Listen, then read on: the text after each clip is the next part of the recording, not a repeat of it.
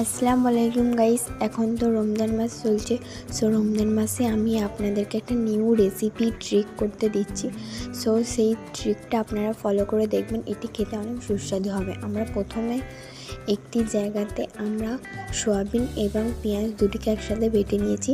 সেটি বেটে নেওয়ার পর আমরা একটা পাতিলে রেখেছি এবং সেটার মধ্যে আমরা দুটো ডিম একটু একটু করে ভেঙে দিয়ে দেব। তারপরে আমরা কাঁচা জিরে দিয়ে দেব। কাঁচা জিরেটি দিয়ে দেওয়ার পর পাঁচফোড়ন দিলাম। পাঁচফোড়নটি দেওয়ার পর আমরা লবণ দিয়ে দিলাম। লবণটি দেওয়ার পর আমরা কড়াইশুঁটি দিয়ে দিলাম। তারপর ধনিয়া পাতা একটুখানি ধুয়ে নিয়ে ধনিয়া পাতাটি কুচি কুচি করে আমরা তার মধ্যে দিয়ে দিলাম। এরপর আমরা হলুদ গুঁড়ো এবং লঙ্কা গুঁড়ো দিয়ে দিলাম।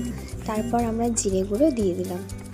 তারপর একটি পরিমাণ মতো লঙ্কা নিয়ে সেটিকে কুচি কুচি করে শুকনো লঙ্কা দিয়ে দিলাম। শুকনো লঙ্কাটি দেওয়ার পর আমরা একসাথে ভালোভাবে সেটিকে মিশ্রণ করে নেব এবং মিশ্রণটি করে নেওয়ার পর আমরা বেসন দিয়ে ভালোভাবে ম্যাসাজ করে নেব।